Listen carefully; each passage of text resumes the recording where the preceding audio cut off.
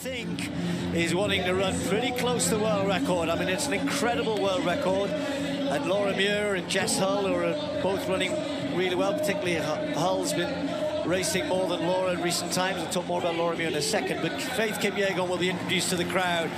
The two-time Olympic world champion.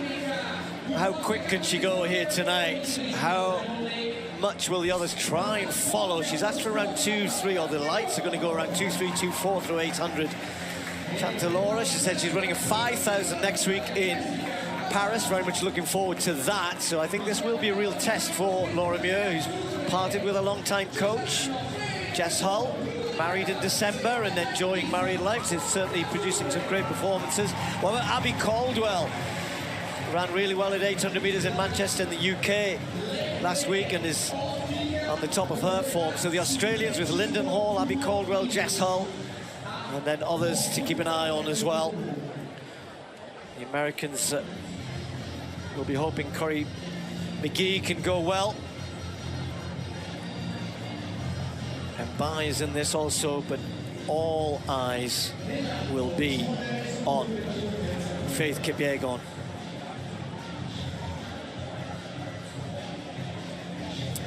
Well, they look a little nervous, and you would be when you know what's coming next. I mean, we saw what Tesfaye did, and she goes out so hard. I think Kipyegon wants to go out not quite as hard as that, and then try and finish a bit stronger, or finish a lot stronger. She says she's heading for 3:51. Well, if you're heading for 3:51, you're very close to world record pace.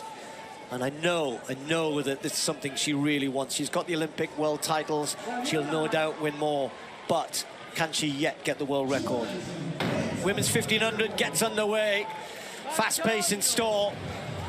It's going to be tough to keep up with the lights for the vast majority of them. So Feldmayer and Herteklecker are going to try and do the best they can. Laura Muir slots in straight behind Faith Kipyegon, as Laura Muir would always like to do. So looking for the lights, looking for the other athletes, the pacemakers just settling down after that quick first 100 metres. Well, this quick pace that's been asked for is intimidating for so many of these athletes. We were talking to Abbey Caldwell earlier, the Australian, chatting to her at lunch, the Commonwealth Games bronze medalist. I said, they're going out in 62s. What do you think? She said, good luck to them. She said, I shall be delighted if I can hang on to the back end of the field anywhere near that tempo. And it is aggressive, Steve. Look at that first 7 or 8 single file through 300 and about 47. Well, they've certainly gone quick enough through that first 300, 400 metres just about to be completed now, and no surprise to see who's right up there. Kipyegon was beaten here by Sifan Hassan 2 years ago in what was a great race that night. Not quite as quick as Faith Kipyegon is setting out tonight, but look at the gaps already appearing here, and these are very good athletes being left behind. And it's only Jess Hull and Laura Muir who are trying to go with Faith Kipyegon. That's a brave move from Jess Hull, because already you can see there's a gap between her and Laura Muir, and then a huge gap behind, because if you get this pace wrong, you will get swallowed up by the others. So Laura Muir trying to hang on to Kipyegon. One pacemaker has gone. They're still on schedule. The blue lights tell us what they're trying to do, and Herteklecker doing her best. 2 laps to go. Well, Laura Muir just straining to stay with Kipyegon, who looks very relaxed in second place. Muir has got to hang on to those coattails, otherwise she's in no man's land, and she'll be there. I'm not sure how long Hull will be able to hang on to anything like this pace. She's getting separated already, Steve. They come up to 800. Remember the first 400, 62.37. There it is, 2:04. That flying start into that second lap is 61.63.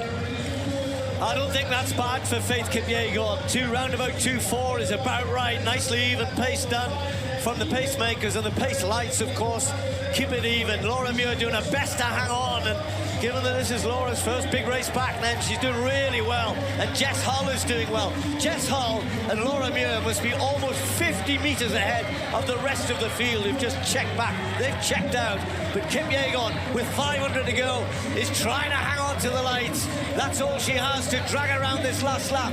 Can she dig deep? Can she find something a little bit extra? It's going to be very, very quick. quick, that's for sure. But how quick she hits the bell. 2:50, she'd have to run it sub-60 to run a world record. Well, Laura Muir struggling now. She's about 15 metres down and the grap is crying.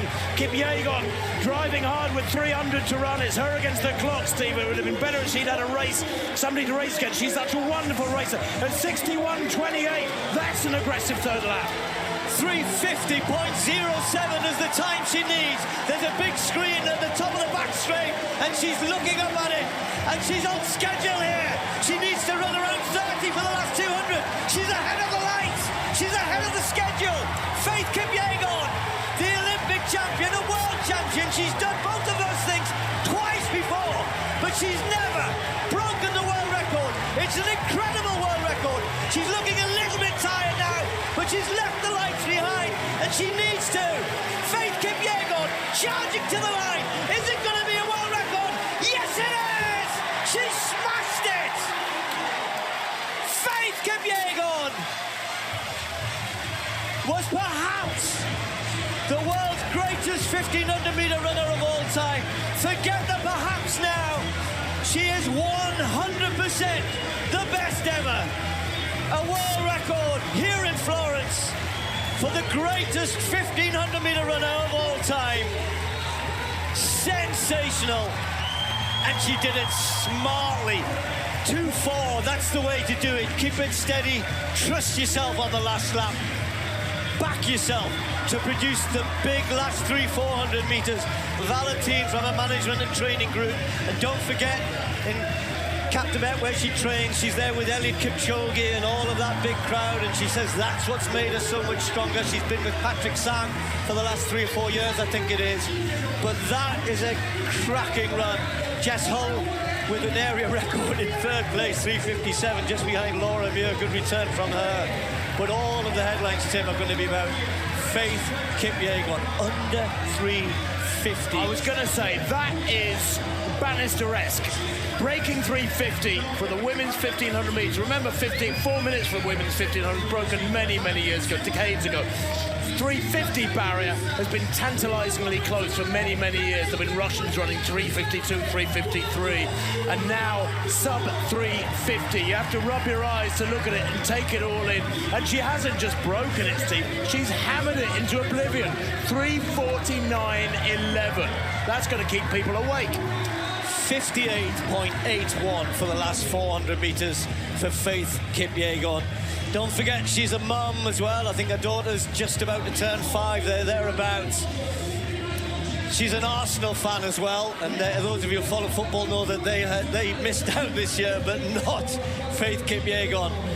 She got stronger, Tim, down the home straight. I just was a little bit worried at the top of the home straight, thought a little bit of fatigue, but no, she then got stronger. But Steve, you think about her Olympic wins in Rio, and you think about her Olympic win in Tokyo. Her last 200 is her strongest. She's had formidable opponents in one championship after another. They tend to fade after a really long surge from 500-600 out. They fade in the last 150. She gets stronger in the last 150, or so it seems. She holds her form really well. But you're right. I mean, 58...